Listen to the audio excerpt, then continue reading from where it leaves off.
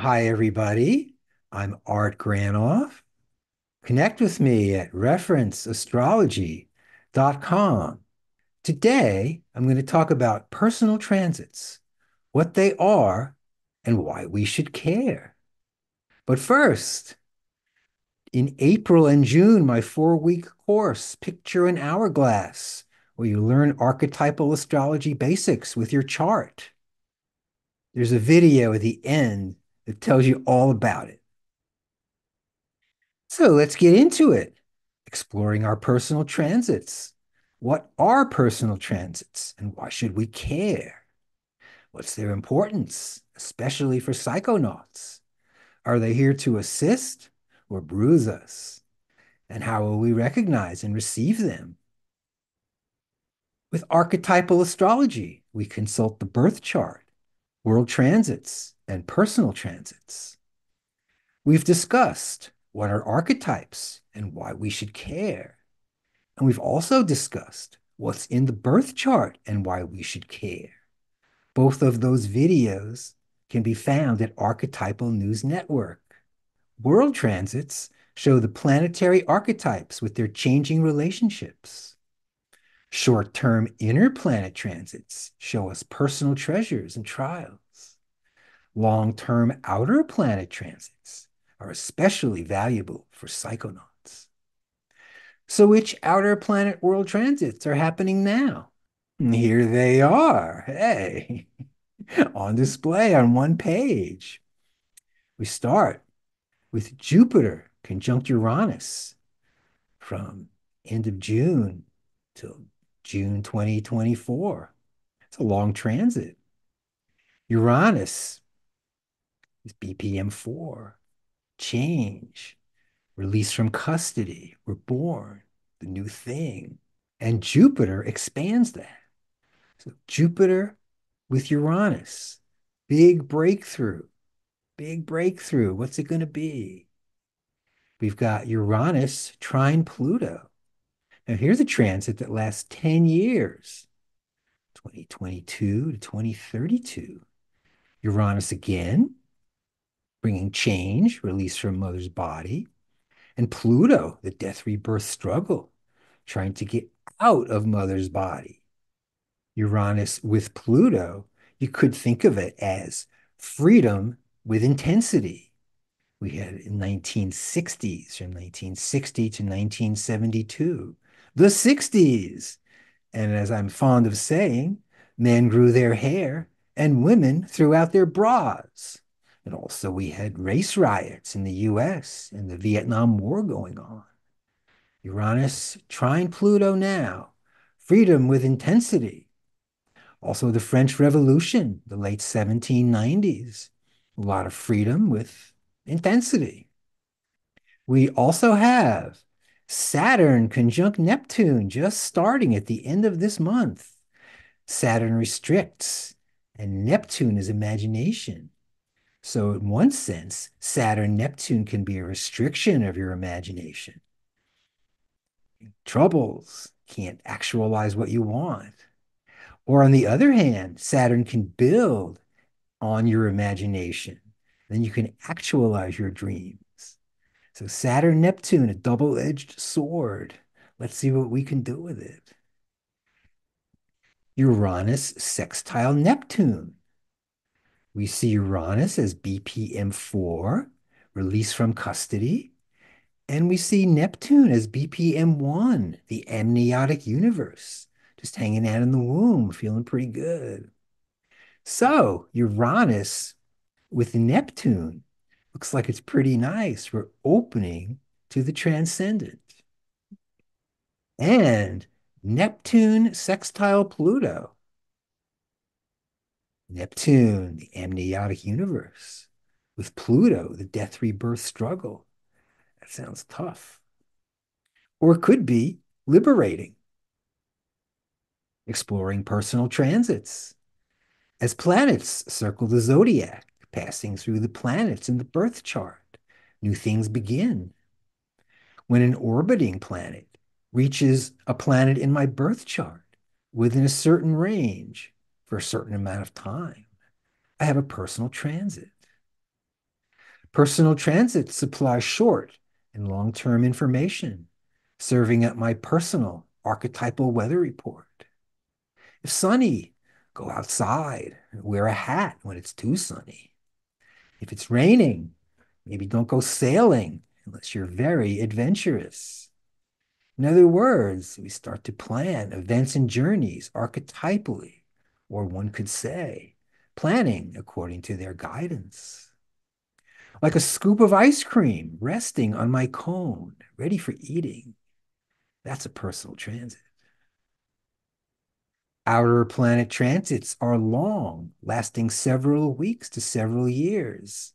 For instance, Jupiter transits, several weeks plus. Saturn transits last a year. Uranus, about 3 years. Neptune, 5 years. And Pluto, long term, 6+ years. Psychonauts focus on personal outer planet transits, providing the most impact. What are my transits for upcoming sessions? How do they affect me? Which outer planet personal transits are happening for me now? Let's take a look at my personal outer planet transits, shall we? We're going to look at Uranus, Neptune, and Pluto. Here we go. For Uranus, I have at the moment a Uranus square Pluto transit. It started in 2022 and it ends in 2025.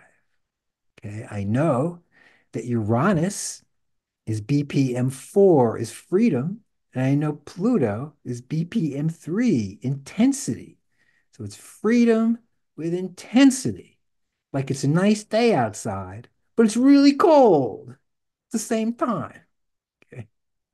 Two big outer planets combining for a few years there. Okay. I see also that upcoming, right? Starting a couple of months, I've got a Uranus conjunct Jupiter transit for 3 years coming up. That looks pretty good.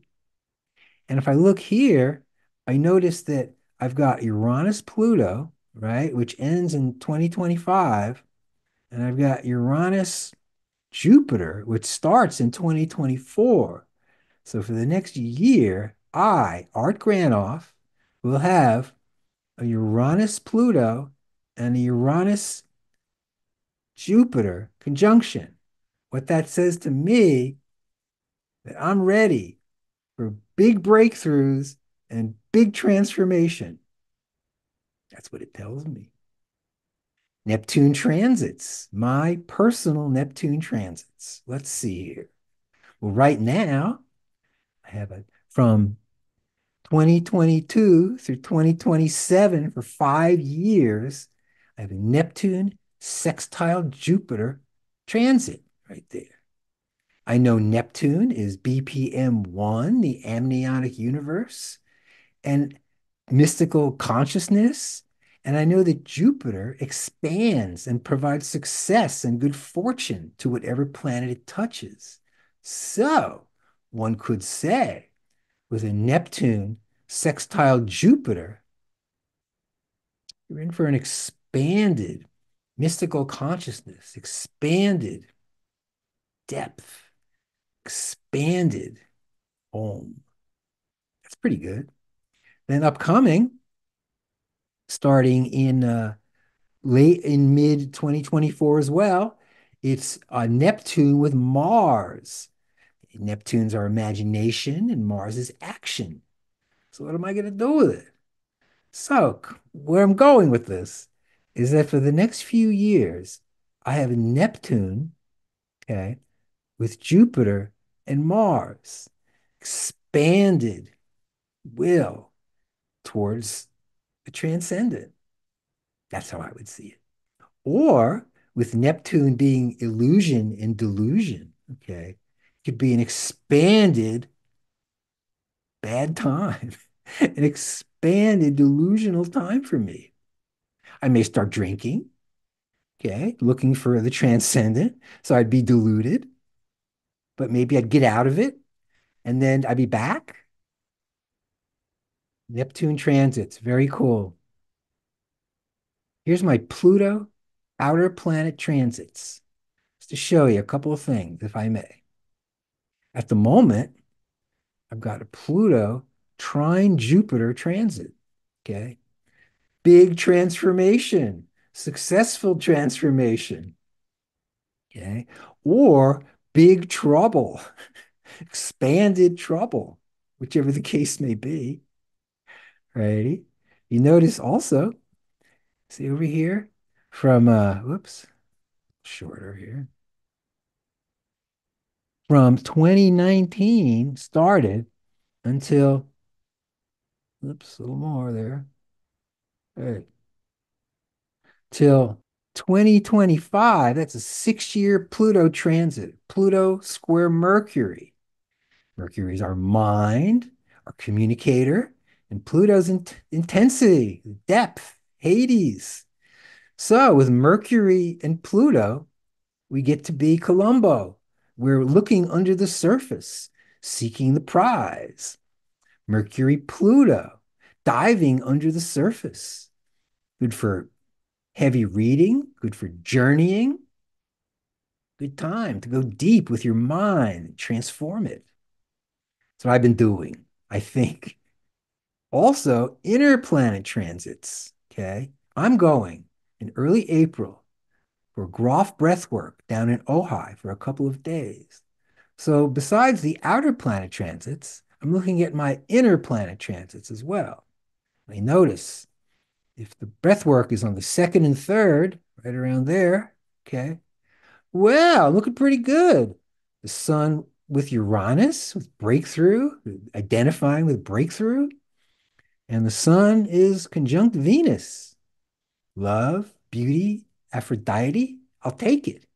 Then also built in there, if you notice, we've got Venus with Jupiter, expanded love, success with love. So that tells me for these couple of days, second and third, feeling pretty good here. Looking forward to that. Then also, we've got the moon transits for those days. For instance, moon world transits for the second, where are we here? The second and the third. Got it. Moon with Uranus, moon with Pluto. Okay. And then for my personal transits, personal world transits, I got the moon with Saturn, Neptune, which could be interesting, and the moon with Jupiter, expansion of tenderness. So there's our overview about what are transits, why we want to know about them. A couple more things. One, here's Sigmund Freud and Carl Jung's birth charts. Just like us, they have charts. There they are. Sigmund Freud, born in 1856, and Carl Gustav Jung, born in 1875. So Freud was almost 20 years older than Jung. Generation. In a video, don't get all upset about this yet. In a video, Stan mentions that Jung's moon is conjunct Freud's sun, which is right there. I'll come back to it in a moment. Okay. His moon is the outer ring is Jung, and the inner ring is Freud. So Jung's moon is on Freud's sun. Jung stressed the importance of the unconscious rather than consciousness, the mysterious rather than the known, the mystical rather than the scientific, the creative rather than the productive, and the religious rather than the profane. That's from June Singer. The sun representing my outward personality, my style, and adventure. The moon as an open door to my feelings, emotions relating to my inner world. With Jung's moon on top of Freud's sun. Jung's focused within, Freud's focused out here. Jung's inner experience, incompatible with Freud's approach and philosophy. One step further, Stan mentioned when Freud and Jung were having their split up around 1912. Now, here you can get even more confused, but I'll try to help you out. What we have here is the same thing I just showed you, those two charts, Jung and Freud, with the transits around it at the bottom there. So what we see here is in when they were just splitting up in 1912, world transits on the outside, Jung's chart there, Freud's chart there. What we see is Saturn, the principle of no, of halt, of wait, on top of Jung's moon and Freud's sun. Maybe they were getting the message that things were not working, things were ending. And then a year later, we find that Saturn moved over from the moon onto Pluto. So it's a Saturn Pluto, which definitely ended their relationship. And also Pluto on top of Saturn. So it was both ways. Tough stuff. And now, one more thing about me. Hey, May 5th, 1972, on my birthday, I take LSD at the Taj Mahal. Yes, I did. It was a really fun day. That's how I looked at the time. Actually, that's my passport picture from 6, 8 months before that, maybe a year before that. Just 18 years old, just turning 19, having a fun day at the Taj Mahal. There's the world transits for that day, May 5th, 1972, and a couple really stood out to me. For instance, I saw that Uranus was squared to Jupiter. Uranus, breakthrough, Jupiter, expansion of breakthrough. It's pretty good. I noticed that Pluto was on my moon. Okay. Transformation of my inner being, inner person. Yeah. Also, that Pluto was squared to Jupiter. Successful transformation. And for my personal transits, Jupiter opposite Uranus, big breakthroughs. Also had Uranus square Uranus, breakthrough on top of breakthroughs. And had Pluto with Jupiter, expanded breakthroughs. Here stands Hourglass, where I got the name of my course, Picture in Hourglass. What we're most interested here is the four basic perinatal matrices wrapped with the astrological chart. Moment of birth, exciting news for us. Thanks everybody for joining me today as I talk about what are transits and why do we care? Before I go, here comes the video for Picture in Hourglass, my 4-week course. See you soon.